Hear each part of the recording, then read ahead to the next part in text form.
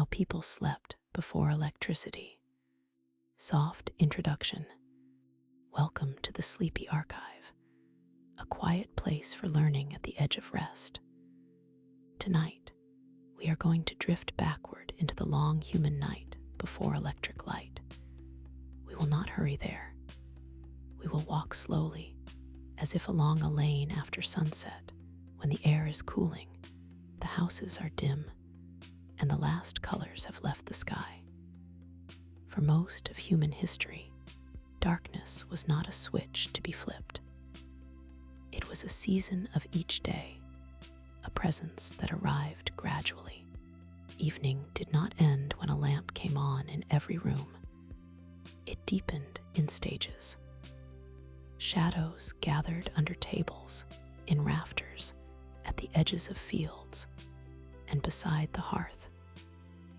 People worked by firelight when they had to, but much of life accepted the limits of night. The body, the household, and the village learned those limits together.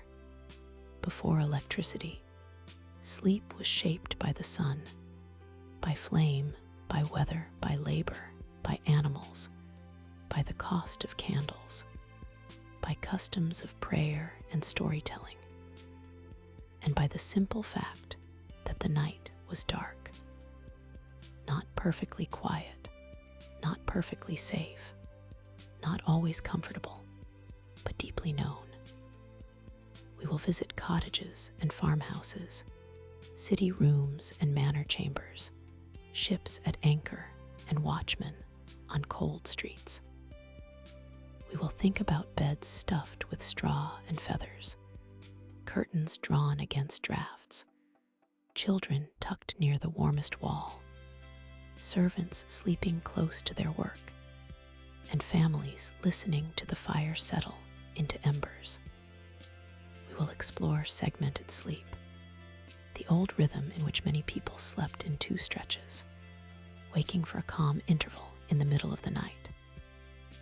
We will think about candles and oil lamps, about the night watch, about winter and summer, about dreams, and about the small rituals that helped people pass from waking into sleep. This is not a story of one perfect past. Sleeping before electricity could be cold, smoky, crowded, itchy, noisy, and uncertain. But it was also part of a slower relationship with darkness. The old night had its own architecture, and tonight we will wander through it. So settle in. Let the modern room around you grow quiet. Imagine the bright edges of the day softening. Imagine that the ceiling above you is no longer lit by a bulb, but touched only by a faint glow from the hearth, or the moon behind a curtain, or a candle burning low. The archive is open. The night is old, and we begin. The arrival of darkness. In the world before electricity, evening arrived as an event. It was not simply a time on a clock. It was something people watched and felt. The sun lowered, the light changed, and everyone understood that certain tasks should be finished soon. On a farm, evening might begin with animals. Cows were brought in or checked. Chickens settled into their roosts. A horse was rubbed down, fed, and left in its stall. Water was carried. Tools were put away because a misplaced blade in the dark could be dangerous. Gates were fastened. The last work in the yard was done while there was still enough light to see the shape of a path. In a town, shutters closed one by one. Shopkeepers covered goods, counted coins, swept floors, and barred doors. Apprentices carried in signs from the street. A baker might still be working, because bread and ovens kept their own hours, but most trades slowed as visibility declined. Streets that were busy in daylight narrowed into corridors of shadow. Inside homes, the fading of light changed the order of attention. A family might finish supper before the room grew too dim. Someone might mend a garment while the window still held a little gray brightness. A child might be sent to fetch something from outside before it became too dark to go alone. The rhythm of tasks followed the sky. This is one of the most important differences between the pre-electric night and our own. Modern light allows evening to become an extension of daytime. Work can continue, reading can continue, cleaning can continue, entertainment can continue, and the body is often asked to remain alert long after sunset. In earlier centuries, artificial light existed, of course, but it was limited, costly, smoky, fragile, or laborious. A flame gave light, but it also consumed fuel. It had to be tended. It could be blown out by a draft. It could start a fire. It could not flood a house with brightness at no effort. So darkness carried authority. It asked people to stop some things and begin others. It invited the household inward. The last natural light was precious. In many places, the doorway or window became a kind of clock. People recognized the difference between dusk, twilight, and full dark without needing exact definitions. Twilight could be useful. Full dark was different. After that, movement became slower. The night outside was often larger than the night inside. Fields, woods, lanes, rivers, and courtyards disappeared into a depth that people respected. Travel after dark was possible, but it required lanterns, companions, knowledge of the road, and sometimes courage. Moonlight helped. Snow helped by reflecting what little light there was. But a moonless night in the countryside could be very dark indeed. And yet people were not helpless in it. Their eyes adjusted. Their homes were arranged around repeated movement. Their bodies knew the usual route from bed to hearth, from hearth to door, from door to privy or stable. The world became less visual and more tactile. Floorboards, smells, animal sounds, and the movement of air became guides. As evening deepened, voices often lowered. Not everywhere, and not always. Inns could be loud. City taverns could be noisy. Feasts, festivals, and weddings could carry late into the night. But the ordinary household night tended toward softness. There was less to see, and therefore less to do quickly. This gradual arrival of darkness helped prepare the mind for sleep. The dimming world signaled the dimming body. It did not guarantee rest. People still worried, grieved, ached, and lay awake. But the environment itself moved toward quiet. The sky darkened. The room darkened. The work ended because it had to. Sleep came not as an interruption, but as the last part of a long descent. Firelight and the hearth. If the sun ruled the day, the hearth often ruled the night. For many households, especially in cooler climates, the hearth was more than a place to cook. It was the center of warmth, light, conversation, and survival. Before modern heating, the difference between being near the fire and being away from it could be the difference between comfort and shivering. In a simple house, one room might hold nearly all family life, and the fire was its glowing heart. Firelight is unlike electric light. It moves, it trembles on walls, it brightens and fades. It makes faces appear and disappear. A candle has a small, restless flame, but a hearth has depth, coals, sparks, smoke, the red interior of burning wood or peat. At night, this kind of light did not erase darkness. It negotiated with it. A room lit by a hearth still had dark corners. Rafters vanished overhead. A person sitting just outside the glow became a shape. This partial light shaped evening behavior. People gathered close.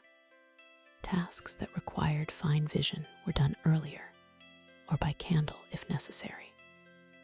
After supper, the hearth might be used for simple work, shelling beans, carding wool, repairing tools, telling stories, teaching prayers, or listening while someone recited a tale remembered from childhood. The fire also had a bedtime rhythm. It could not simply be switched off. It had to be managed. In many homes, the evening fire was allowed to burn down to coals. Ashes might be drawn over embers to keep them alive until morning. This practice, sometimes called banking the fire, saved the labor of starting from scratch at dawn. In an age before easy matches, preserving a live coal mattered. Fire could be borrowed from a neighbor, struck with flint and steel, or coaxed from tinder.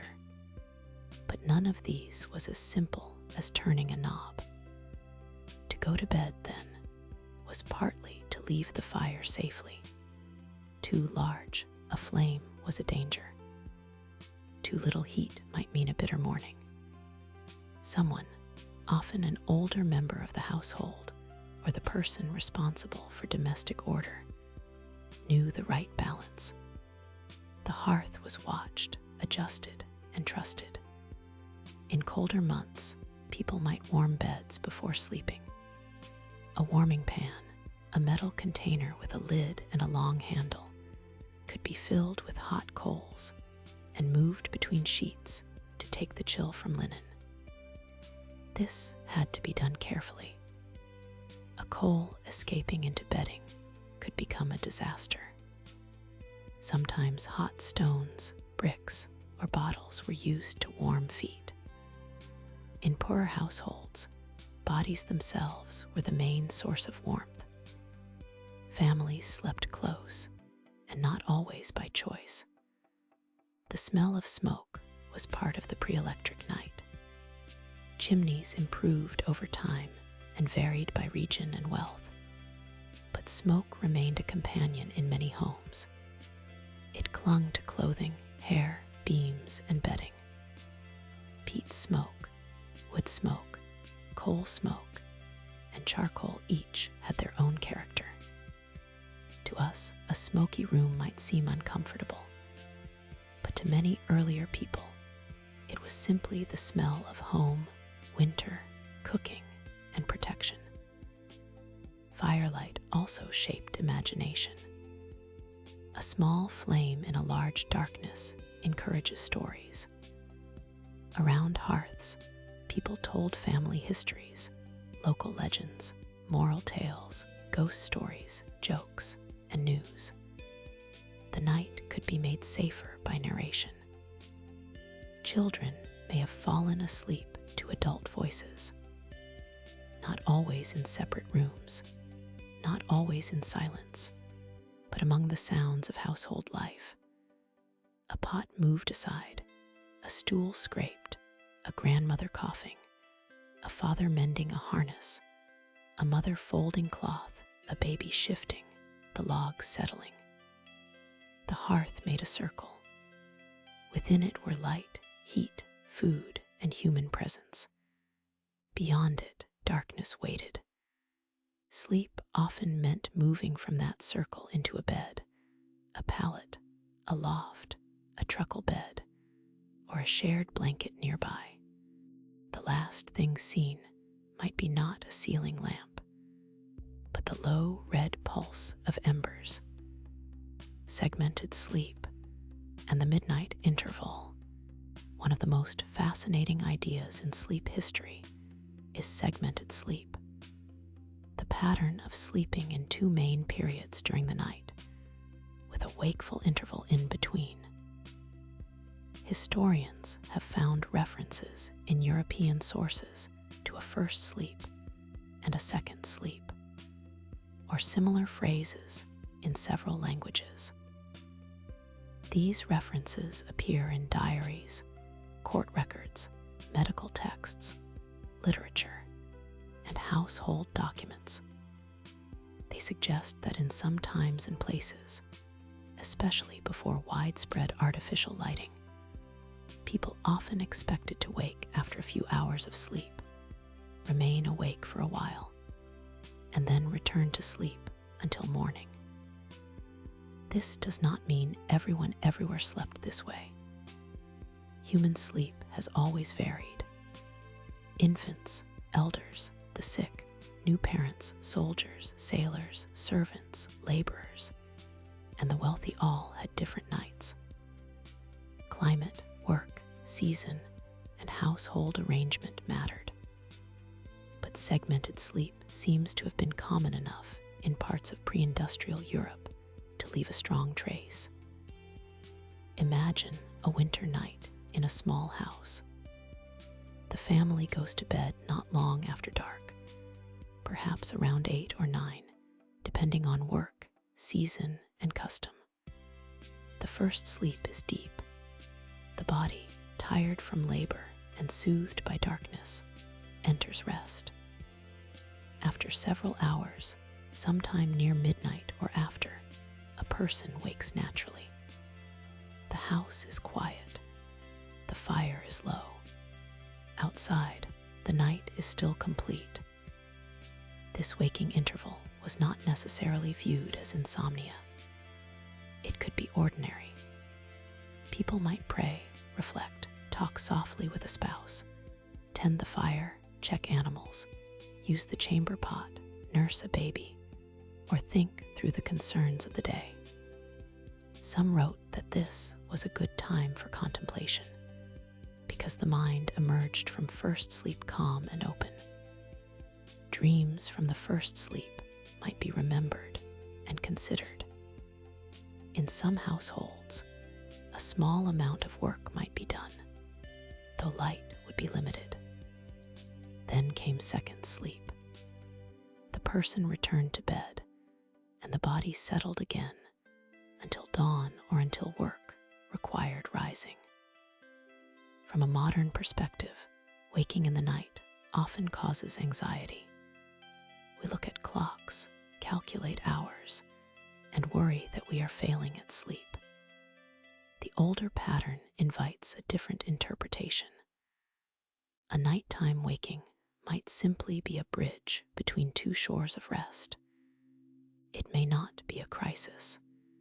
It may be a quiet room in the architecture of the night. The shape of segmented sleep likely depended on long nights and low evening light.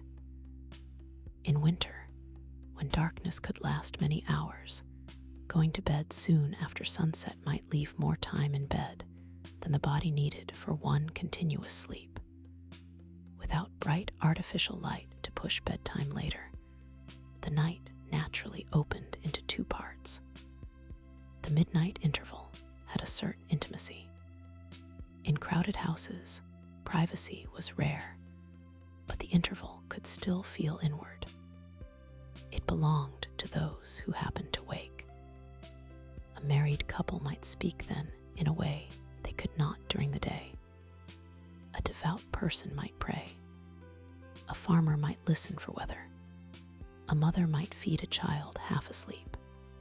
A servant might have no choice but to rise if called. But in other cases, even servants may have known this quiet seam in the night. There were also fears. Waking in darkness could bring worries closer. Pain might seem sharper. Grief might feel larger. Strange sounds from the yard, roof, or street could stir the imagination. The pre-electric night was not a gentle place for everyone, but because waking was expected, people had habits for it. They did not always fight it. Today, some sleep researchers and historians discuss segmented sleep as a reminder that the 8-hour unbroken block is not the only human pattern. Modern schedules, industrial work, school times, and electric lighting have shaped expectations. The older night suggests a softer possibility. That rest can include intervals, pauses, and returns. If you wake in the night, you might imagine yourself in that older rhythm. The world is dark. The hearth is low. The first sleep has ended. There is nothing urgent to solve. The second sleep waits nearby, like a boat tied quietly at the riverbank.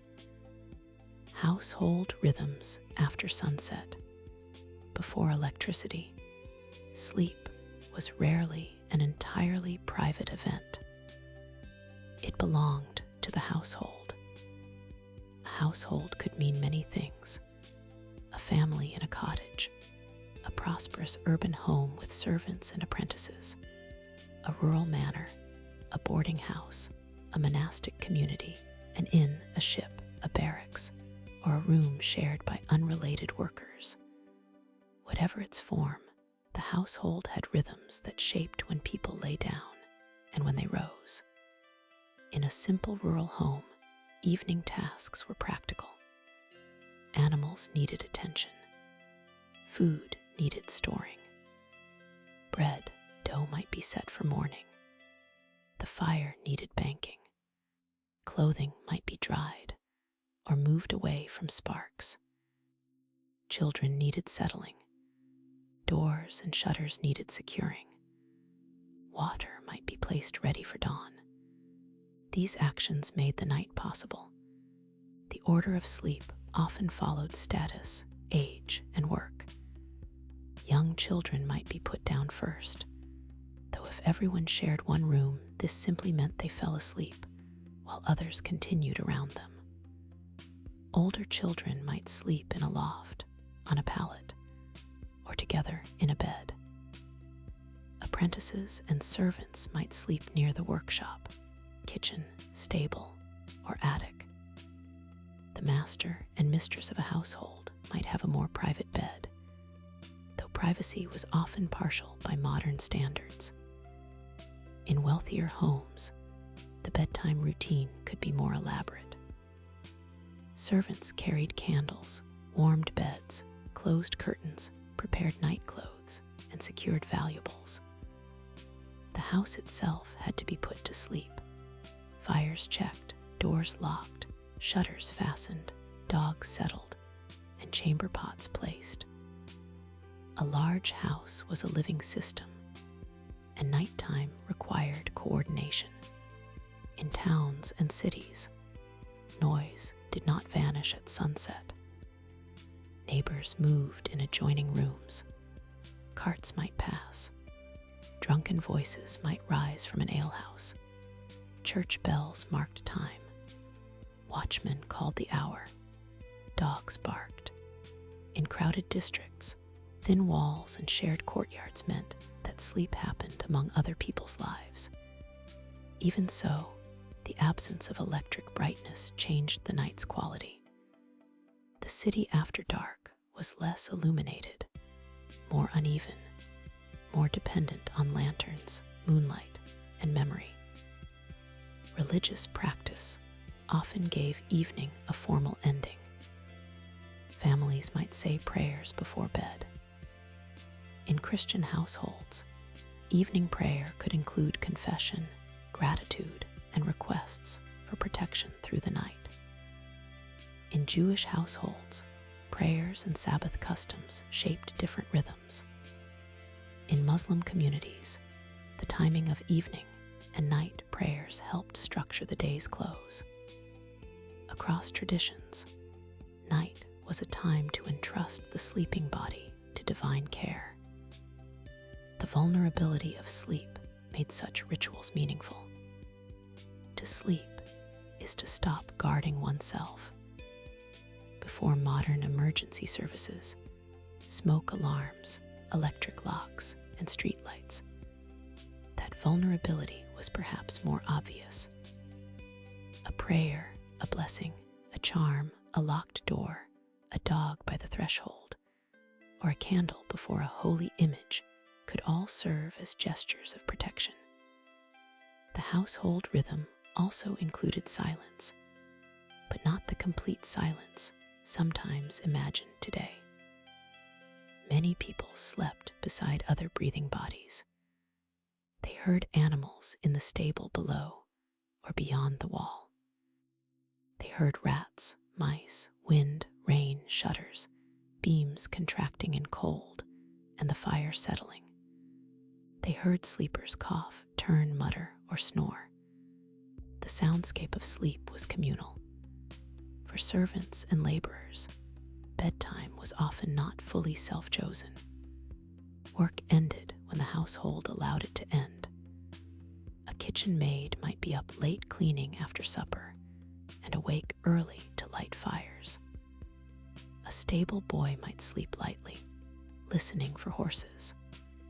An apprentice might share a narrow bed and rise before dawn. The old night could be restful, but it could also be hierarchical. For mothers and caregivers, sleep was broken by children, illness, and domestic responsibility. A baby's hunger ignored the clock. A fever had to be watched. A fire had to be maintained in winter. The idea of a single uninterrupted night may have been rare for many. And yet the household also supported sleep. Shared warmth, shared vigilance, and repeated customs made rest possible. People knew who barred the door, who checked the embers, who listened for the baby, who rose first. The night was divided not only into hours, but into responsibilities. To imagine sleep before electricity, we should not picture isolated individuals retiring to separate sealed rooms. We should picture a household gradually lowering itself into darkness, like a ship dropping anchor.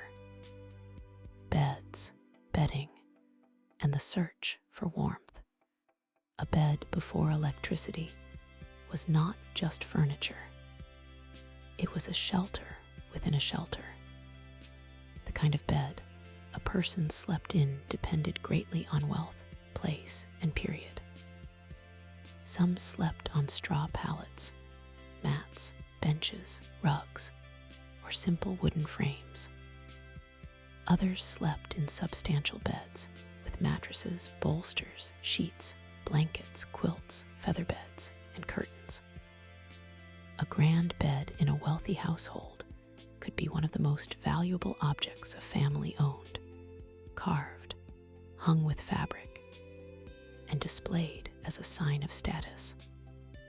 The basic need, however, was shared.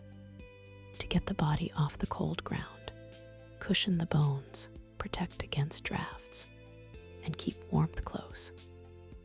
Straw was common in many places because it was available and renewable. A straw mattress or tick could be restuffed when needed. It might rustle when the sleeper moved. It might also harbor insects if not maintained. People used herbs, airing, beating, and regular replacement to manage smells and pests, with varying success. The phrase "sleep tight" is sometimes associated in popular imagination with rope beds, whose cords needed tightening, though the exact history of the phrase is debated. Rope supports did exist, and a sagging bed could be uncomfortable. Feather beds were softer and warmer, but more expensive. A feather mattress could envelop the body, making winter sleep more pleasant. Wool blankets, linen sheets, fur coverings, and quilts Each had roles in different regions.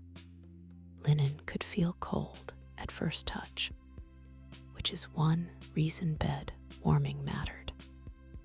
Curtained beds were practical as well as decorative.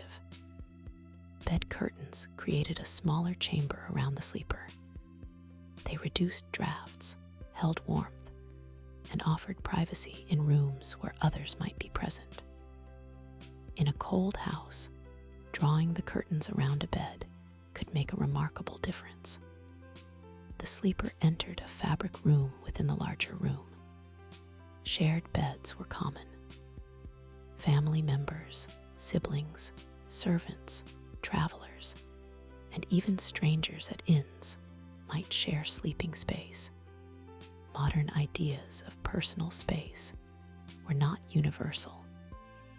Sharing a bed conserved warmth and resources. It could also be uncomfortable, awkward, or unsafe, depending on circumstances. At crowded inns, travelers sometimes slept several to a bed. In many households, children shared as a matter of course. Night clothes varied. Some people slept in shifts or smocks, some in underclothes, some in garments kept for bed, some with caps to retain heat. A nightcap was not merely quaint. The head loses heat, and rooms could be cold. Socks, wraps, and extra layers were sensible. In winter, waking to a freezing room made leaving bed difficult. Frost might form inside windows. Water in a basin might chill sharply or even freeze. The bed was also a place of illness, birth, death, prayer, sex, reading, conversation, and business. In early modern Europe, important people sometimes received visitors while in bed, especially during illness or after childbirth. The bed belonged to the public and private worlds at once. For the poor, comfort could be minimal. A laborer might sleep in clothes, on straw, in a shared room, with little control over noise or temperature. Sailors slept in hammocks, soldiers slept in barracks, or on the ground, prisoners, enslaved people, and the institutional poor often endured harsh conditions. A calm history of sleep should not erase these realities. Still, across many settings, people devoted skill and care to making beds workable. Bedding was aired in sunlight, blankets were patched, curtains were shaken, and clean sheets, where available, were treasured. A good bed offered more than softness. It offered enclosure. In the deep dark, a bed could feel like a nest, a tent, a pocket of human warmth. Candles, lamps, and the cost of light. Artificial light existed long before electricity, but it was never free. Candles could be made from tallow, beeswax, spermaceti, or other materials, depending on period and region. Tallow candles, made from animal fat, were cheaper but smoky and smelly. Beeswax candles burned cleaner and brighter, but cost more and were often associated with churches, wealthier households, or special occasions. Oil lamps used olive oil, whale oil, fish oil, seed oils, or other fuels. Rushlights, made by dipping the pith of rushes into fat, provided a humble and inexpensive light in some rural areas. Every flame consumed something. This simple fact shaped the evening. To burn a candle was to spend money or labor. A household might carefully decide when light was worth using.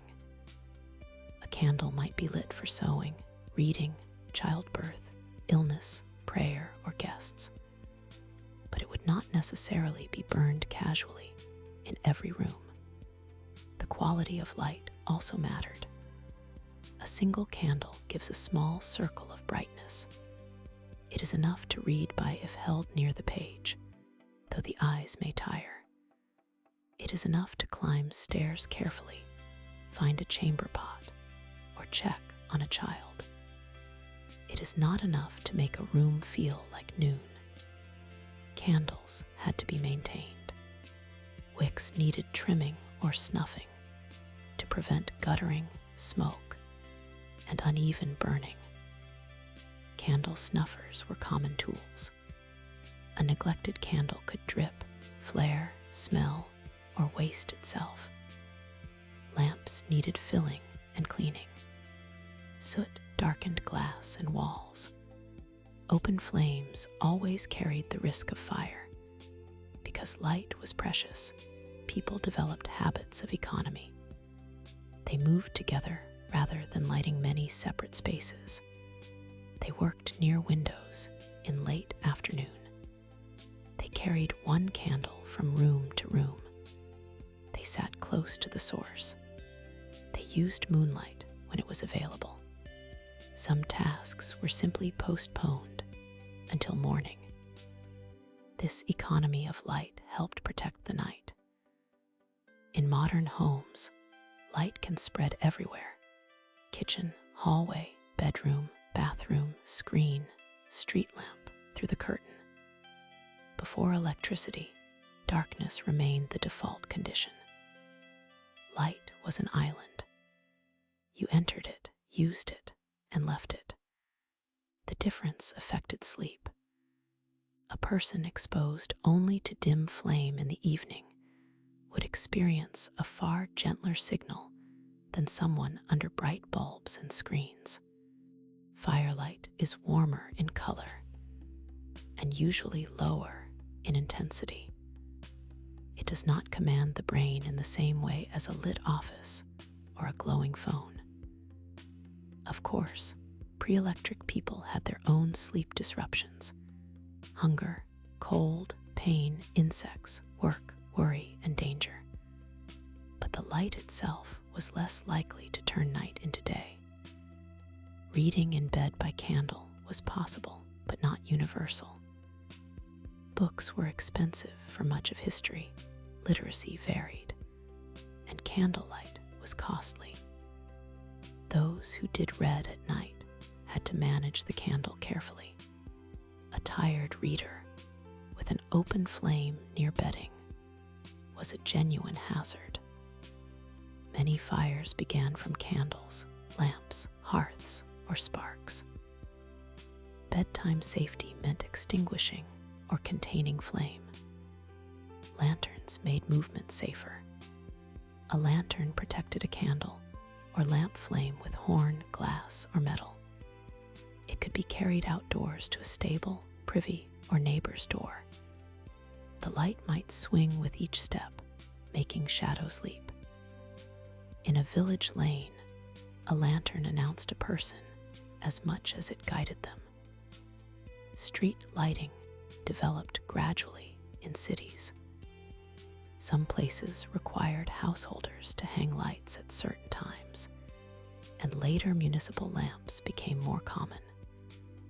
But early street lighting was uneven and limited. Many streets remained dark or dim by modern standards. Night travel still depended on caution. To understand pre-electric sleep, imagine paying attention each time you create light. Imagine choosing a candle as you might choose a small luxury. Imagine the bedroom not flooded with brightness, but entered by the modest glow of one flame, which is then pinched, snuffed, or blown out. After that, the room belongs to darkness again. Night watch, bells, and the world outside. The sleeping household was never entirely separate from the world outside. In towns and cities, night watchmen helped guard the dark hours. Their duties varied widely by place and period, but they might patrol streets, look for fires, discourage thieves, enforce curfews, call the time, or raise alarms. A watchman's call in the night could be reassuring or irritating, depending on how lightly one slept. Before modern policing and lighting, communities relied on layered forms of vigilance. Doors were barred, shutters were closed, dogs warned of movement, neighbors listened, watchmen walked, bells rang for fire, prayer, curfew, or time. The night was managed collectively. The word curfew comes from the idea of covering the fire, from Old French roots often associated with banking or extinguishing household flames at evening. In medieval and later towns, curfew bells could signal that fires should be made safe and people should settle indoors. Practices differed, but the concept reveals how closely sleep, fire safety, and civic order were connected. Fire was one of the great nighttime fears. In dense towns built of timber, thatch, pitch, and narrow lanes, a small flame could become a catastrophe. A candle left burning, an ember escaping, an oven mishandled, or a spark in a stable could threaten many homes. Night watchmen looked not only for criminals, but for smoke and flame. Church bells also shaped the night. In some communities, bells marked canonical hours, called people to prayer, announced death, or signaled danger. For a sleeper, bells could be part of the soundscape. Time was heard rather than seen. A person waking in the night might know the hour by a bell, a watchman's cry, the moon's position, or the habits of animals. In rural places, the outside world had different sounds. Owls, foxes, wolves in some regions and periods, dogs, cattle, horses, wind in trees, rain on thatch, and ice cracking in a pond could all enter the night. A farmer might wake at an unusual sound from the barn. Animals were wealth, labor, food, and survival. Their distress mattered. Travelers experienced the pre-electric night especially vividly. Roads could be difficult after dark. Inns offered shelter, food, bedding, and company, but also noise, fleas, theft, and uncertain comfort. A traveler arriving late might be grateful for any place near the fire. A traveler departing before dawn might step into blackness with a lantern, a horse, and a strong hope for clear weather. Ships had their own nights. At sea, watches divided time because someone always had to remain awake. Sailors slept when duty allowed, often in short stretches. Bells marked watches aboard ship. Hammocks swayed. The ship creaked. Sleep was woven around vigilance. Monasteries and convents also divided the night differently. In many religious communities, waking for prayer was part of the sacred schedule. Sleep was interrupted not by accident, but by devotion. The body rose, prayed, chanted, and returned to rest. The outside world reminded sleepers that night belonged to everyone. A bell could wake a whole town. A barking dog could disturb a lane. Thunder could draw people from beds to check shutters and animals. Even alone in bed, a person belonged to a listening world. Seasons of sleep. Before electricity, Sleep changed strongly with the seasons. In summer, days were long and nights were short. Work could extend later because light remained. Farmers used long daylight for haymaking, harvest preparations, gardening, repairs, and travel. Hot regions or hot weather, people might rest during the heat of the day and remain active later in the cool of evening. Sleep could shift, shorten, or divide around temperature as much as light. Summer nights brought their own discomforts. Rooms could be stuffy. Insects were active. Windows might be opened for air, but open windows invited noise, smells, and sometimes danger. Bedding was lighter. People might sleep in lofts, courtyards, rooftops, verandas, or near open doors depending on culture and climate. The goal was not always warmth, sometimes it was breathability. In winter, darkness lengthened. The household gathered closer around fire. Bedtime might come earlier, simply because there was little useful light and much cold. Long nights made segmented sleep more likely. People could spend many hours in bed because bed was the warmest place to be. Winter sleep was shaped by fuel. Wood, peat, coal, dung, or other fuels had to be gathered, purchased, stored, and conserved. A poor household might let rooms grow cold and rely on bedding and bodies. The act of going to bed could be a strategy for saving fuel. Mourning in winter could be difficult. Rising meant leaving warmth for cold air, stiff clothes, icy floors, and the task of reviving the fire. The first person up carried a burden. Spring and autumn brought transition. Changing day length altered the household schedule. Agricultural work intensified at certain times. Planting, lambing, pruning, harvesting, preserving food, brewing, slaughtering, storing. Sleep adjusted to labor. During harvest, people might rise early and work late while weather held. During quieter times, rest might be more generous. The moon also mattered more before electric lighting. A full moon could make travel, visiting, work, or celebration easier.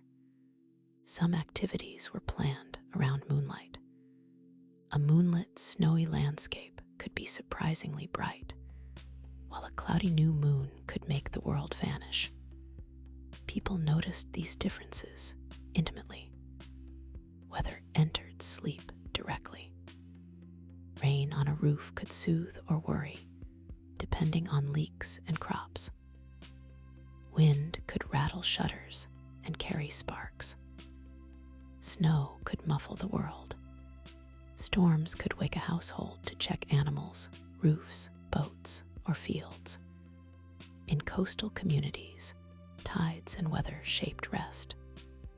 In mills and mines, work schedules might ignore ordinary daylight in particular ways. But even there, the broader environment mattered. Seasonal festivals also changed sleep.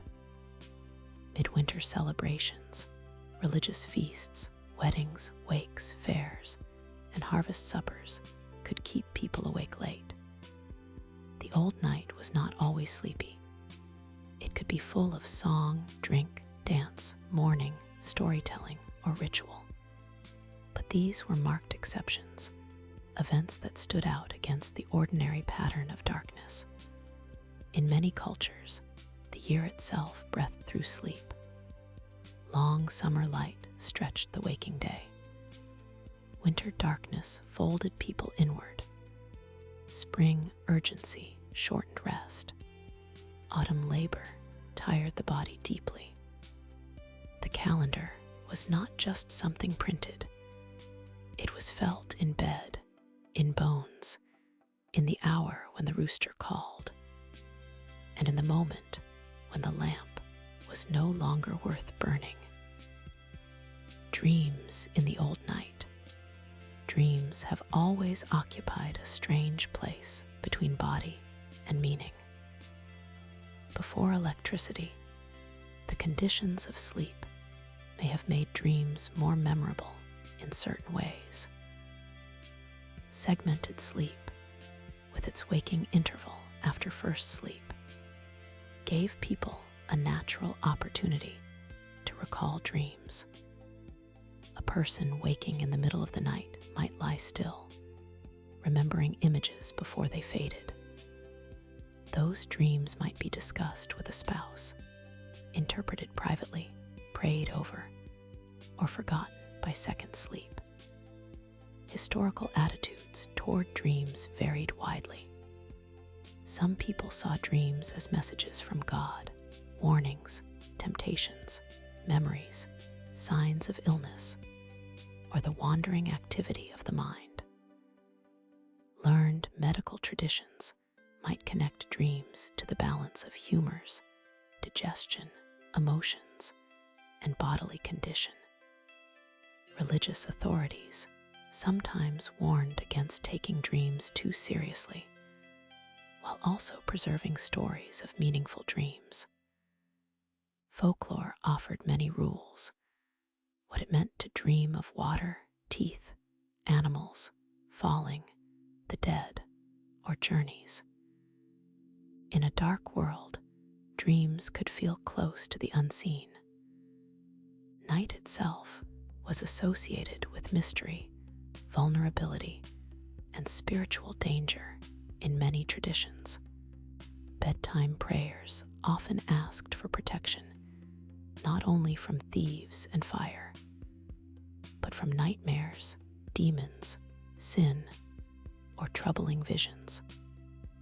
Children were soothed after bad dreams with touch, words, and proximity. The sleeping environment influenced dreams as it does now. A cold room, heavy food, fever, smoke, noise, pain, pregnancy, grief, or anxiety could shape the night's images. A person sleeping beside others might be awakened by someone speaking in sleep. In crowded rooms, dreams and waking sounds mingled. Dream books circulated in many cultures, offering interpretations tied to religion, medicine, astrology, folklore, or simple curiosity. Desire to understand dreams is very old. A dream could be treated as a private message, a bodily symptom, or a story brought back from an inner country. The midnight interval could make dream life social. Imagine two people waking after first sleep. One says softly, "I had a strange dream." The other listens. Perhaps it is laughed away. Perhaps it leads to prayer. Then both return to second sleep.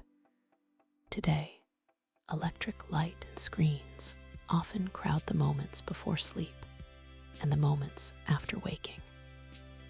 In the older night, there may have been more unlit space around dreams, more time for them to hover. This does not make the past more magical, only different. A dream remembered by candlelight or in darkness has a special quiet around it.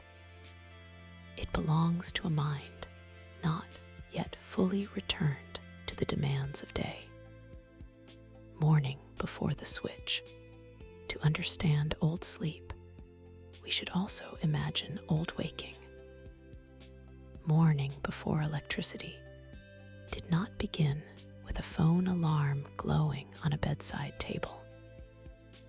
It began with light, sound, cold, work, and habit.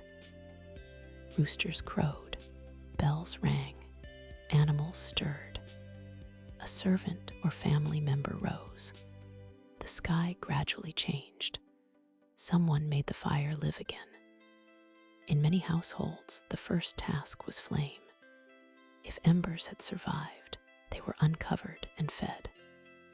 If not, a fire had to be started with flint, steel, tinder, and patience, or with a coal borrowed from a neighbor. The morning fire meant warmth, food, and light. It was the day being assembled. Water had to be fetched or poured. Bread, porridge, ale, tea, coffee, or whatever the household used for morning nourishment had to be prepared. Animals needed feeding and milking. Doors opened, shutters opened. Bedding might be shaken or left to air if weather allowed. Chamber pots were emptied. The sleeping space became a working space again. Natural light returned slowly. Dawn is not a single moment. It is a gradual permission. At first, outlines appear, then surfaces, then color. People rose at different points in this process, depending on season and labor. Some work required starting in darkness, especially in winter. A lantern might accompany the first tasks, but where possible, daylight was welcomed as a practical blessing. The body's relationship to morning may have been less abrupt in some settings and more abrupt in others. A farmer during harvest might rise with urgency. A servant in a great house might be awake before the family. A monk might rise for prayer while others slept. But for many, the increasing light itself helped organize waking. Clocks existed, but they were not always personal objects. Public clocks, church bells, household clocks, and later watches helped coordinate time, especially in towns. Still, many people lived by a mixture of clock time, solar time, task time, and bodily habit. The bed had to be left. In cold weather, this could take resolve. People might dress quickly under covers or near the hearth. Morning was physical, and yet there was beauty in the return of light. After a long dark night, dawn restored distance. The corner was only a corner. The strange sound was only a branch. The field emerged from shadow.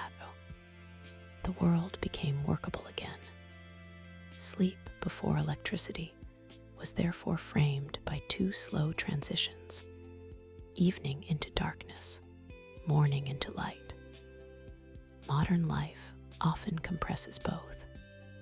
We turn on brightness after sunset and turn to screens before dawn. The older day had softer edges, though not always easier ones. When we imagine waking before the switch, we imagine a person opening their eyes not to a lit device, but to dimness lifting. They may not know the exact minute. They know the quality of the air, the sounds beyond the wall, the weight of the blanket, and the pale seam around the shutter. Lessons from the pre-electric night. What can the old night teach us without asking us to romanticize it? It can teach us that sleep is shaped by architecture, labor, technology, weather, family, fear, comfort, and culture. People do not sleep only with their bodies. They sleep with their world. It can teach us that darkness once had a stronger place in ordinary life. The gradual lowering of light helped mark the end of activity. For modern sleepers, creating a little darkness before bed may be one of the gentlest ways to invite rest.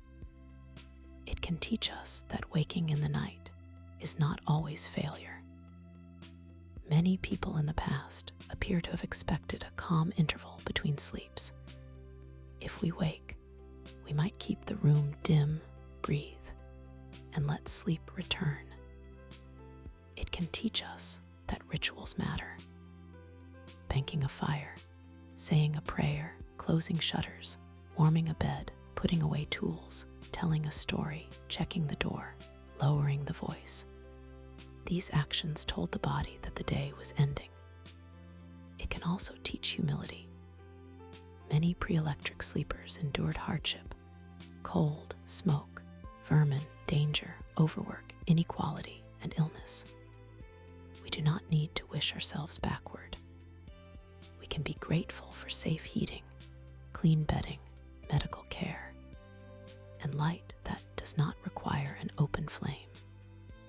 But we can still borrow a mood from the older night, the willingness to let darkness be dark, to let evening narrow, to gather the day inward instead of extending it endlessly.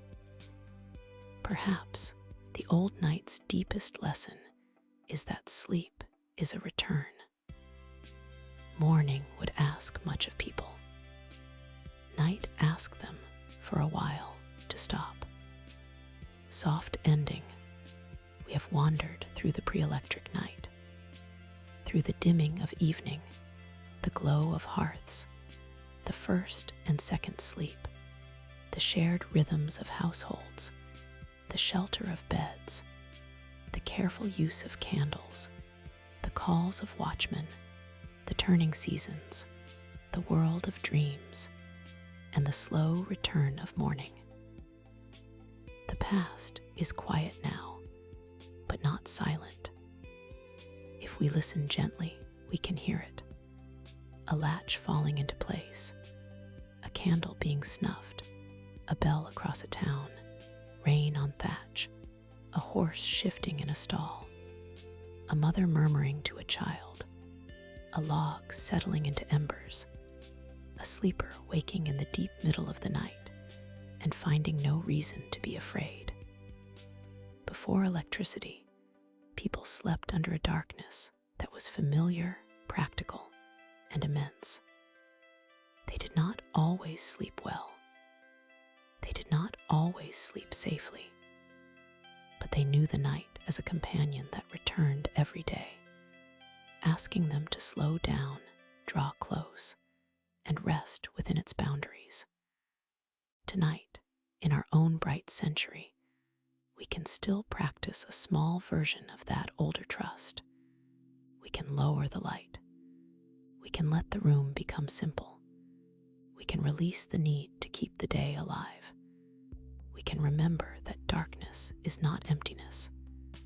It is a place where the body has rested for thousands of years. If sleep comes now, let it come softly. If it takes its time, there is no hurry. The second sleep, the first sleep, or one continuous river of sleep, all belong to the same old human story. The archive will be here another night. For now, the candle is out, the embers are covered, and the house is still. Rest well.